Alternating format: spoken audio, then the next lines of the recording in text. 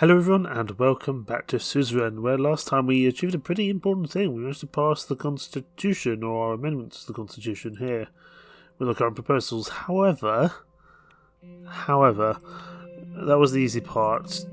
Actually, the hard part is going to be convincing the justices, the people who run the law, the judiciary here. With 5 old guards, 3 centrists and 3 reformists, it's going to be tough. I think it'll be okay in terms of reformists, maybe some of the centrists, but it's going to be a close one thing. We pretty much need all the reformists and all the centrists, maybe some of the old guard as well. We're here to meet with Justice Isabel Edmonds, who is a centrist. Let's do our best. Nia and Morgan had arranged a dinner meeting with Justice Isabel Edmonds. Ahead of the dinner, Nia and I met to have a talk. We settled on a table on the second floor of Le Papillon, a world-class lesbian restaurant in downtown Horsford. The whole floor was reserved for us, and the music coming from downstairs was enough to guard our voices from potential eavesdroppers. I still can't believe Sol came to the vote. I'm sure he also pressured the justices of the court right after that win. I can't speak any sense into them. What about Justice Edmonds? Do you think we can sway her? Yes, I think she's our best bet. We have a meeting with her now, after all. She's not openly protesting against the old guards, but she has told me that she has concerns about them. She's certainly open to dialogue, but also sceptical. She seems to be scared of a potential purge against the court. Do you think she's scared of us? She's not entirely scared about the situation, but then again, none of the court even believe that you would pass the assembly. So maybe she's feeling the pressure on her now. But in any case, we'll discover soon enough. Let's talk about next steps. Well, the next step is to speak to Isabel, make sure she votes for the proposal, but also... Did you decide on the entree, sir? We have a guest coming away for her to order. Let's not preemptively order for her. Of course, sir will be around, and he went downstairs again. Nia took a sip from the glass of water and looked at me. Let's talk about you a little. Me? Is everything... Have you been holding up these rough days? I'm fine, Mr. President. Thanks for asking. I'm just focused on our proposal. If it passes the Supreme Court, this will be a historic moment for Swordland. I just don't see another failure trying to change this constitution anymore. Me neither, Miss Morgan. This is why we have to succeed. I've done my best so far, Mr. President. It's now up to you to persuade Isabel. I'm slightly scared that Isabel's help might not be enough, that we might need Heron's help one way or another. Anyway, let's talk about what we'll do with Isabel. Let's try not to agitate her when she comes. We've won the vote, so she's already got pressure on her. But if she feels concerned, we might lose her, so it's important not to put too much pressure on her. Agreed, we shouldn't scare her off. Justice Isabel Edmonds was coming upstairs. She was in a plain, dark grey dress that hid most of her features. Oh, good to see you, Mrs. Edmonds. He got up from her chair to shake Isabel's hands. We'll get up for a handshake as well. Be respectful. Mr. President, good to see you. Good to see you, Justice Edmonds. She took a seat across the table. How was your day? I would normally say good, but this time I'll take the liberty to say that it was insanely exhausting. Heavy court matters again. Not that I'm complaining. Suddenly the waiter approached us. Are you ready to give the orders, sir, madame? I'll have the sauté per lace, please. As you wish. Miss Edmonds? I'll have the salad, thank you. I will also have the salad. Let's have what Isabel's having. Perfect. He quickly took a couple of notes in his tiny notebook, and he'll be back shortly. He went back downstairs, getting us alone on the upper floor. How is the situation in the Supreme Court? Let's just say busy. She moved herself on the chair to be more comfortable. You know, Mr. President, since you tried to intervene with the court's decision on Mr. Erson's case, you created some hostility against yourself among my wing. But first of all, I want to congratulate you on the successful vote in the Grand National Assembly. It pains me to say that your proposal has a very low chance of getting through the Supreme Court. That's why you're here. You're right. You need our wing to vote for you, otherwise all of your hard work will be in vain. Mrs. Edmonds, you know it's true, Mrs. Morgan. Mr. President is aiming to destroy the court and needs us to do so. Why should I vote for a proposal that will take away my immunities of justice? Was this the promise of reform? Impeaching injustice with a decision of the Assembly? The same Assembly that your party controls, by the way. And We both know that the old guard that dominates and obstructs the courts needs to be dealt with. Let's see if we can play into her fears with the old guard. This law will not only apply to them, but all justices, Mr. President. Who will protect our rights if you take away our immunity? So that you can create your own old guard and kick everyone with opposing views? The judiciary must be independent, Mr. President, and the clause you removed was a prerequisite of that. She sighed. At that moment, the waiter came back down from upstairs carrying plates of food. After seeing that we were in the midst of a discussion, he averted his eyes as he approached us. He quickly started serving the food and refilled our glasses. He placed the plate of salade Luca in front of me. It looked very fresh and smelled of olive oil. I was very hungry. Bon appetit. Thank you, it looks delicious. The waiter bowed to us and quickly went downstairs. We wished each other a good meal as Isabel and Nia slowly started to eat. So, Mrs. Edmonds, are you still thinking the same about the old guard? Of course, nothing has changed. That's good, we still have that in common. That doesn't mean I will accept any proposal the old guards oppose, nor it means I will put the whole court under the bus. The impeachment clause of the justices affects all of us. I understand your concerns. I also do not agree with that clause. We must start somewhere. I'm supporting the President because he made this proposal with good intentions. Isabel took a sip from her water and turned to me. Tell me, Mr. President, what are your real intentions?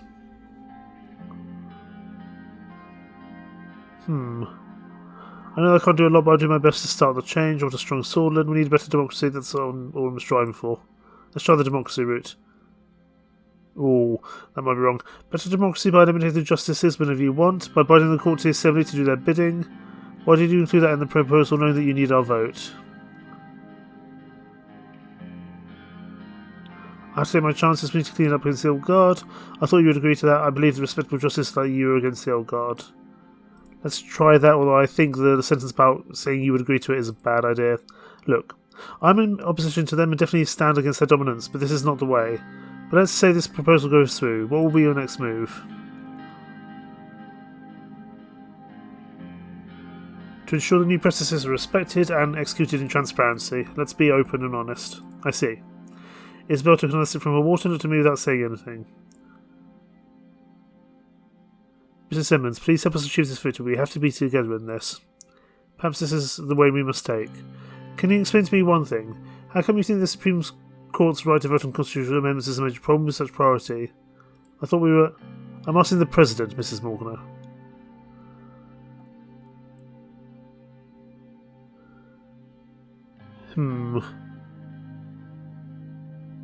The court has been stopping every constitutional change, Mrs. Edmonds. It's time for change. So that is your position, I see. I don't know what to say, Mr. President. I want the old guard gone as much as you, but I am torn about this proposal. Please, Mrs. Edmonds, we need your help. Let's be honest and open with her. Mr. President, I'm also wondering, if you were in Sol's position, how would you structure the Supreme Court? Or do you even believe its role?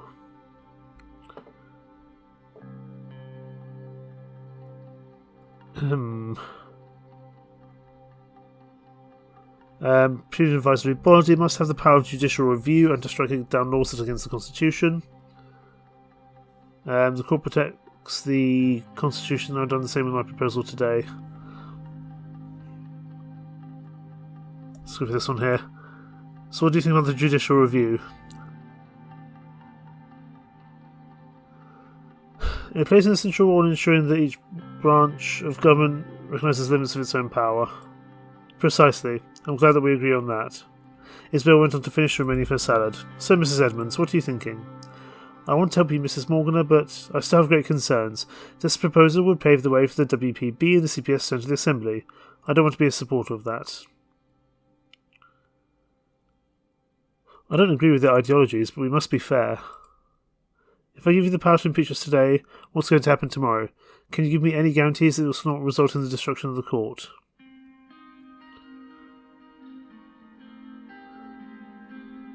As I said before, it's only a safety mechanism for threats like the old guard. You have nothing to worry about. It's for the old guard. That's the only reason. Anyway, at least the proposal introduces term limits. I can say I support that point. You've decided then?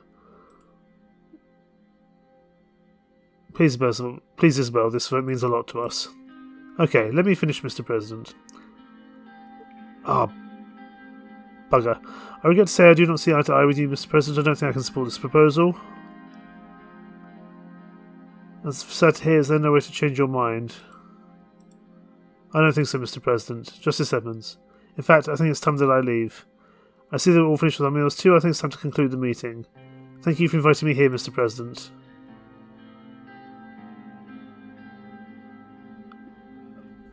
Bugger. I thought we were getting on okay. You can't leave before we agree on this. Don't disrespect me. Thank you for coming. Let's try you can't leave. I don't know what you mean. I've already told you my position. I have another place to be, Mr. President, if you'll excuse me. Thank you for the meeting. Likewise.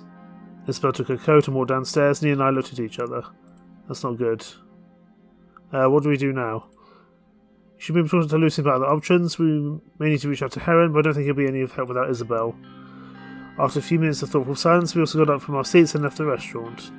It was not a good start. It looked like I had no choice but to work with the old guards if I wanted to pass this constitution. I got in the presidential car, and Sergei started driving me home. That's not good. I was really hoping that we would make that work.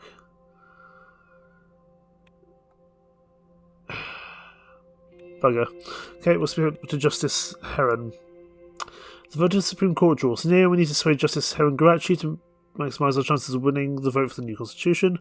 After the initial rejection, we could bribe him, send Lucian or Nia to convince him to enter the negotiation table, or outright ignore the justice. We will send Lucian. I think he'll be the better option. I don't think he'll like Nia that well. Announcement of the Supreme Court's decision. I'll have to have a see. Lucian reported that he had a half an hour meeting with Justice Garachi, but failed to convince him to meet with the President. He also said that he did his best to persuade him to support the proposal, but didn't get any proper answers.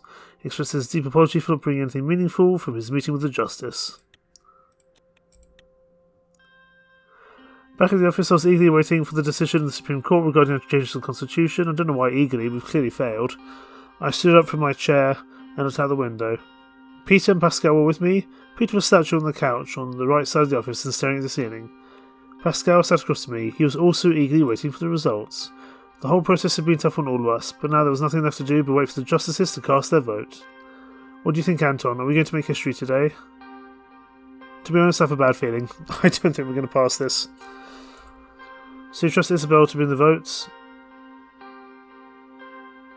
She told us that she will oppose us. That's not good. Peter stared at the ceiling again. My real worry is Heron. I think we need his vote. But anyway, we'll learn about the vote soon. The session is already underway. By the way, what time is it? I looked at the tall case's clock in the room. It was already 20 past 11. The court's voting session was scheduled to end in 10 minutes. It's about 20 past 11.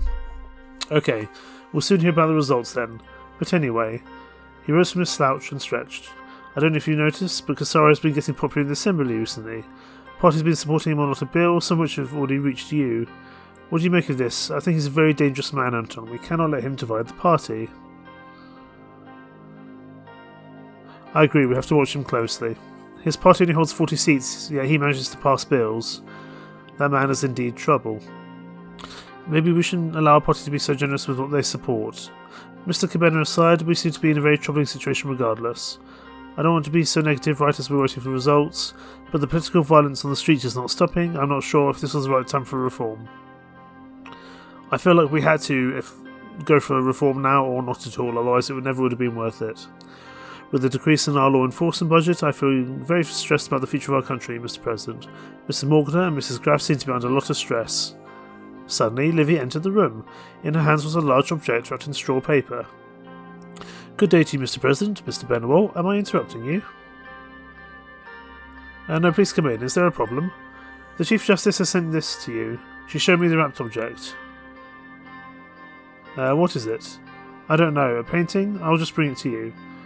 She walked up to the table and gave it to me. I immediately started to remove the wrapping to reveal a framed photograph. It was an old black and white photograph of Tarquin's soul posing on a destroyed tank in Holsworth Square.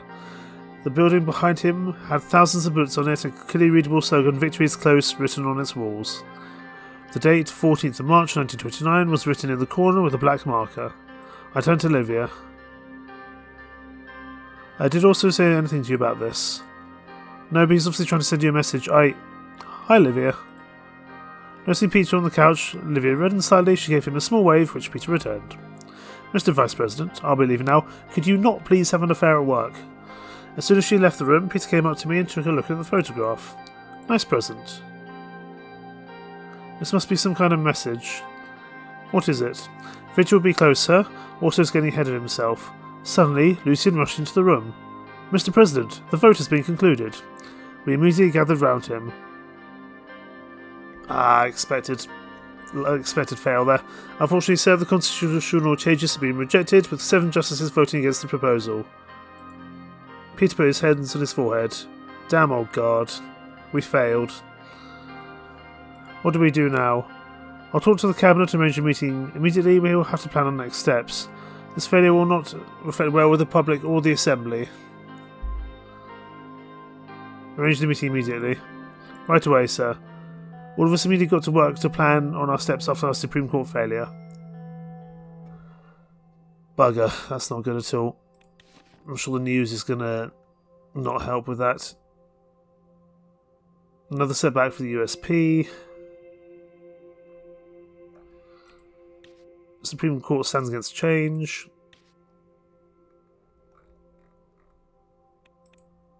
Rain will visit both Vagastan and Nespia for trade deal. So if I go to the connections, go to the judiciary, we got 3 reformists and I presume a centrist as well. Come on, Isabel. You could have joined us, surely.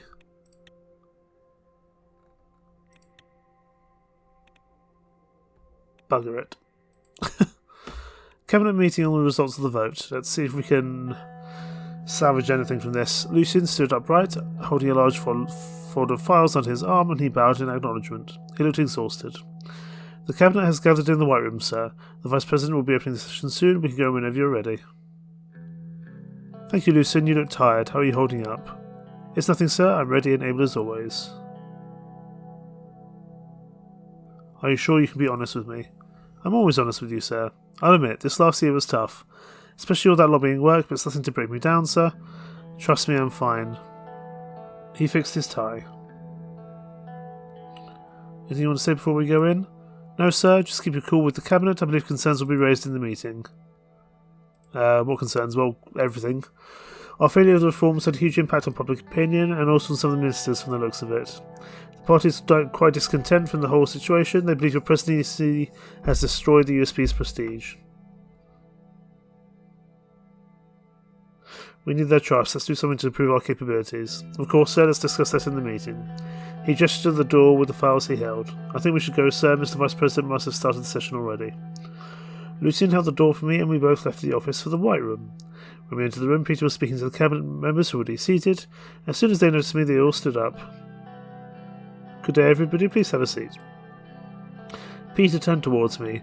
Everyone except him took their seats. He stood right next to my chair in the middle. And here's our president. He has held out his chair for me and smiled. Please. What's on our agenda? We'll be discussing our current status and planning the remainder of our term. Peter walked to his seat but didn't sit down. He took a look at the ministers. Now that the President is here, we can begin the meeting. I know that some of you have had your concerns about our style of governance so far. There'll be a time to speak up about these in the meeting today. But I must also thank you for your hard work so far. We're very lucky to have a team like this, all of you being invaluable to this administration. Lilius grimaced at his remarks. Having said that, now we've reached the critical point of our term. We are nearing the end. We've worked long and hard, but we couldn't reform the Swedish constitution. The Supreme Court blocked us once again, another stain on our democracy. Me and Lucian are the culprits. Isabel and the other justice lenient to her legal opinion did not support us. Heron and the other centrists voted against us. He paused and looked around the room. But the past is the past. We must now look towards the future. We're investigating and analysing our faults. We'll be taking measures accordingly. Our party still remains divided. In order to look at the future, we may need to make some changes. And on the other hand, the opposition is exploiting our failure to reform. The latest polls show a steep increase in the opposition's support, so let's start the meeting with a brief look at some of those reports. Despite the recent troubles, people seem to be content about our administration. The public opinion has not changed much. The biggest concern of the People is the state of our economy. We are slowly slipping into a depression. It's only a matter of time until the people will be hit further. This will have dire consequences for our administration. This is the time to give the best we can for this administration and for Swordland. I'll give the word to the President now. Mr. Vice President, thank you for your opening. I want to hear brief reports from each ministry. Mr. President, dear colleagues, Vice President was pretty on point with his summary of the current economic status. He also used the word depression. He couldn't be more accurate. Our GDP has shrunk by 15% last year. This downward trend has broken our economy over the last years. If we cannot contain this in time, we will end our term in the truest sense of the word, in a depression. However, this has not yet reflected well with our debt situation. Our national debt has increased by 85 billion Swedish yen over this year. If we maintain such a deficit over the next years, we'll face a massive debt crisis which could crash the economy. The Assembly is working on introducing new tax bills which will generate more revenue for the government. These efforts will depend on the government deficit situation. On the other hand, employment has seen positive changes. There has been an increase in joblessness. It's now 26%. We've lost control of the situation. We've caused millions of people to lose their jobs. Is there more to it than that? This is not going very well. I don't want to get into too much detail right now. I have to say that the failure to open our first infrastructure project was costly. Fortunately, we expect to see it finished in the next month. I'll keep it brief for the sake of the whole meeting and end my report on that note. Thank you, Mr. Hall. I'll also keep it very brief, Mr. President. The trade deal with Wayland increased our agricultural exports in the Berger region. We are slowly but surely reigniting our agricultural production. Our ministry is aiding the farmers with government subsidies. We're sure this will have a positive reflection on our economy in the near future.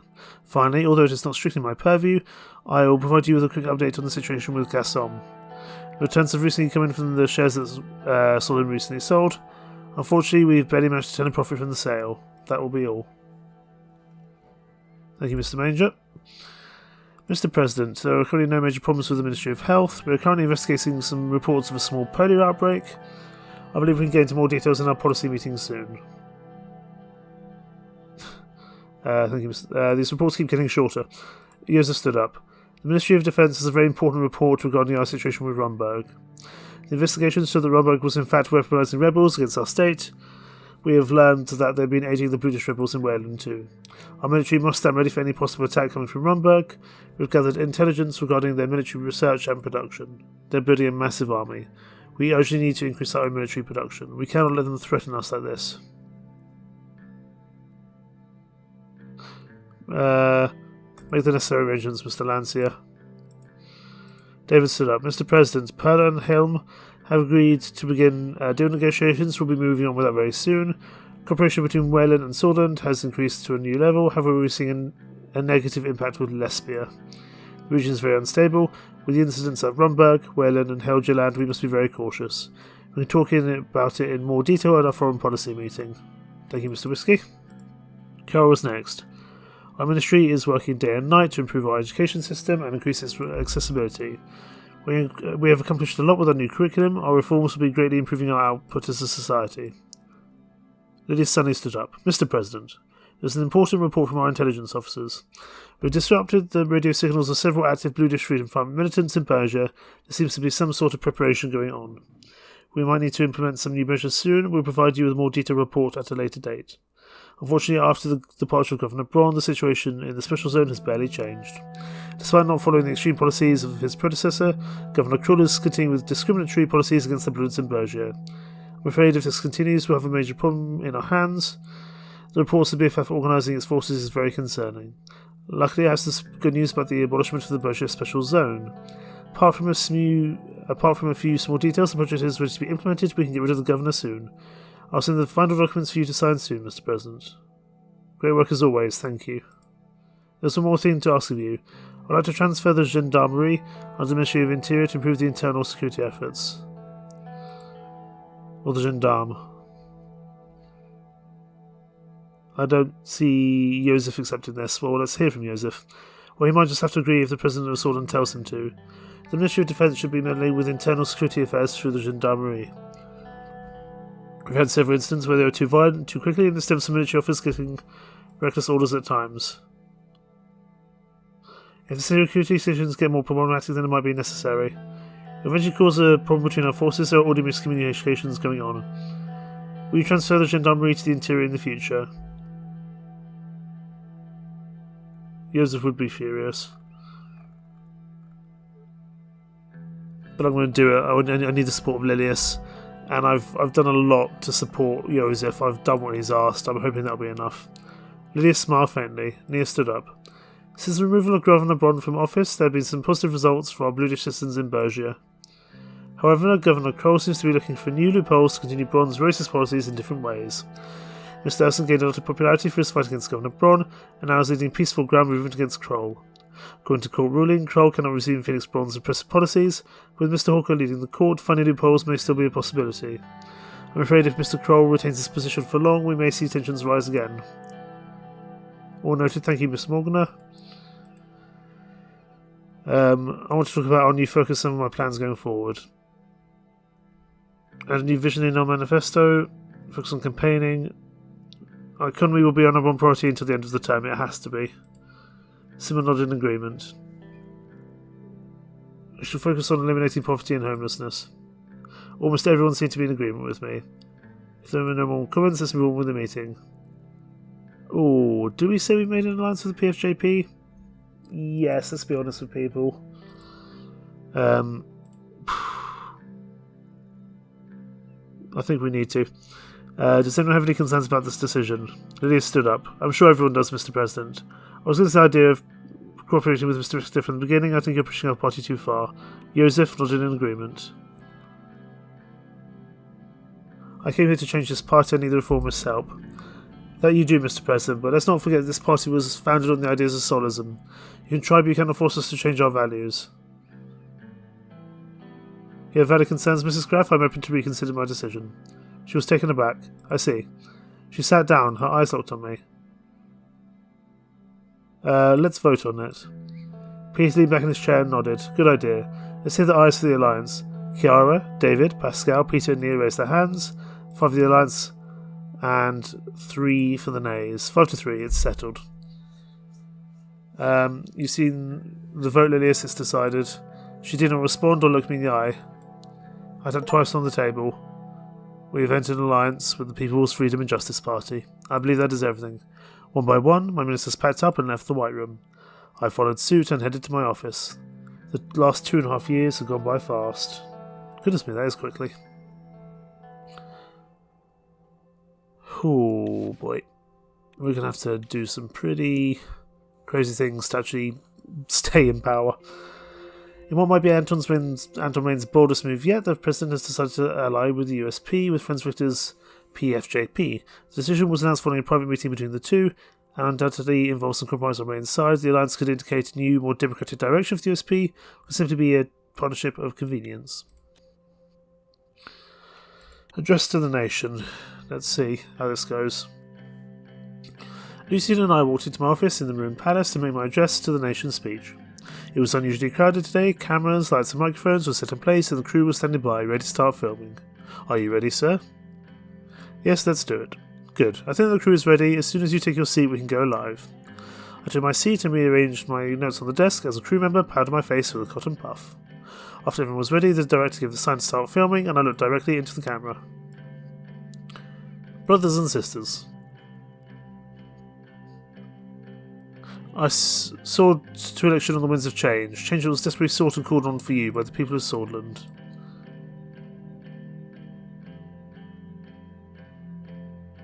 I began my term with one goal, to transform Swordland into a modern democracy. Do we take the fight to the Supreme Court? Unless my vision was too great for the narrow scope of our current Supreme Court, we're going for it, even if it gets us assassinated. The justice could not conceive this land where they weren't free to engage in corruption and bribery. No one could remove them from office. Just couldn't conceive a sword line which they had unable to interfere in the constitutional amendment process. We're going all in. We're taking out the justices.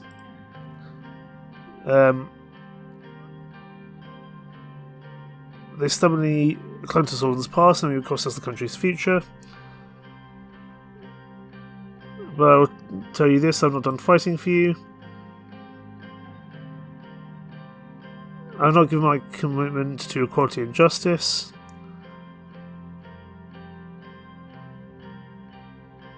The future is in our hands. Together as a country, there's no end to what we can achieve. I took a deep breath. Lucian, shoot a fly away from my forehead.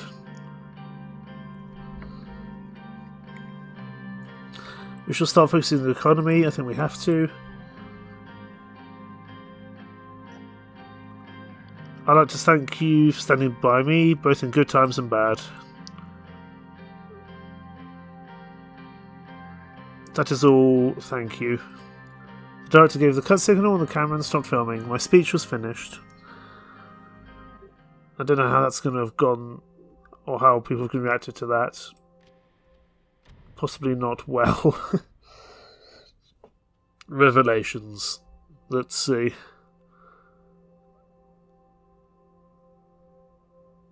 Oh boy. Okay, Frank's leaving home. It was a cloudy, rainy day in Wholesword. The gloomy weather echoed my own feelings. My constitutional changes had been defeated. I was back to square one.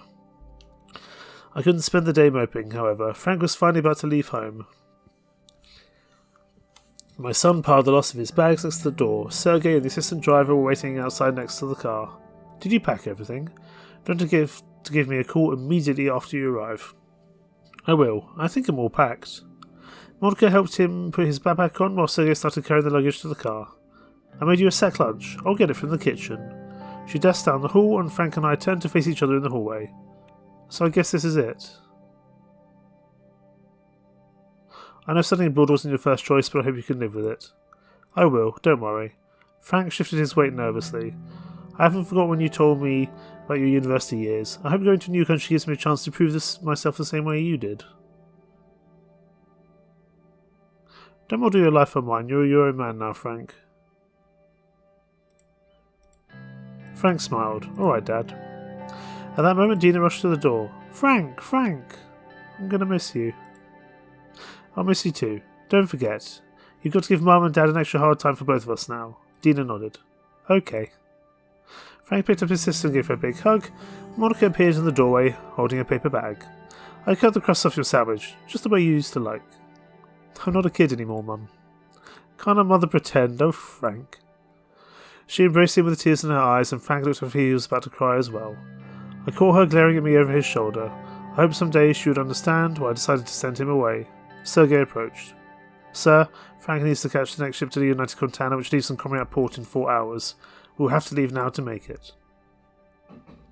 Thank you, Sergei. Frank turned around and looked at me one last time. Good luck, son. Frank nodded before heading into the car. Sergei looked at his watch. Frank waved his hand as he entered the car. The engine started and they were on their way. Monica stood next to me as they drove away. Her eyes were teary. There he goes. It already feels different. She put her head on my shoulder. We'll just stroke her hair. She turned to me, kissed me on my cheek, and put her head on my shoulder again.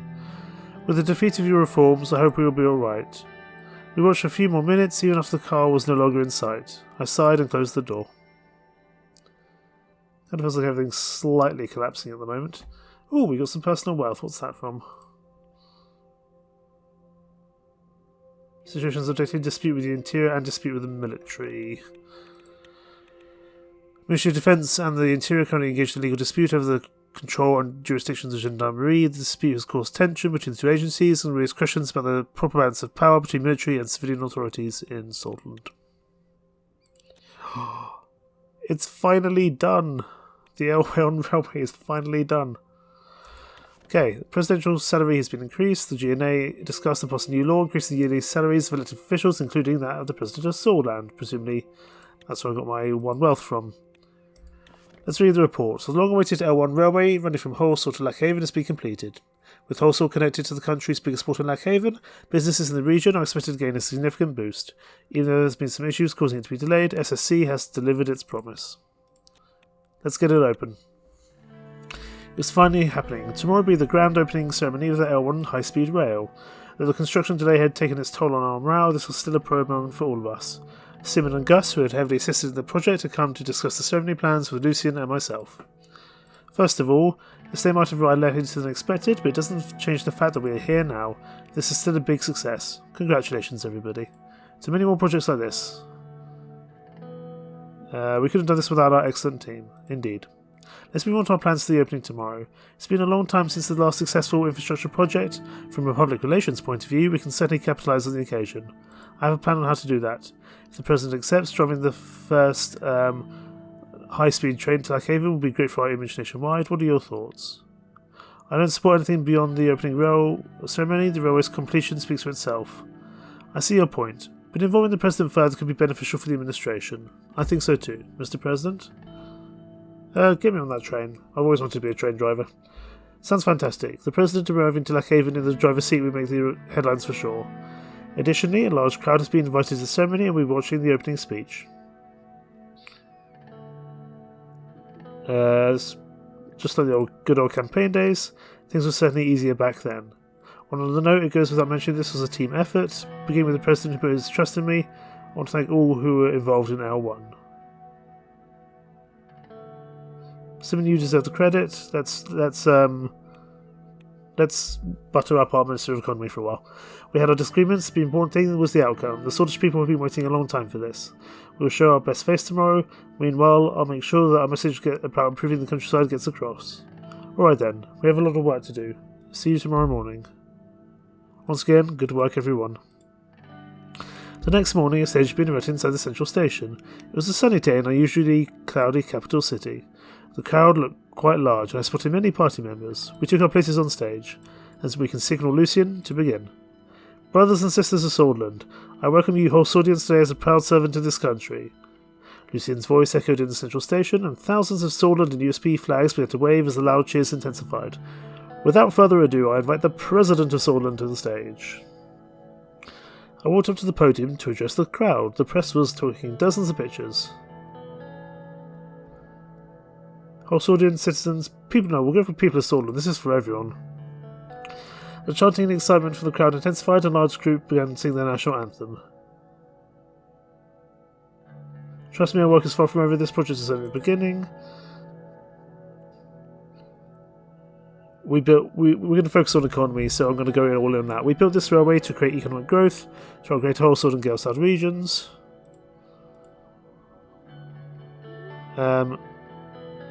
Thanks to this railway, thousands of new jobs have been and will continue to be created.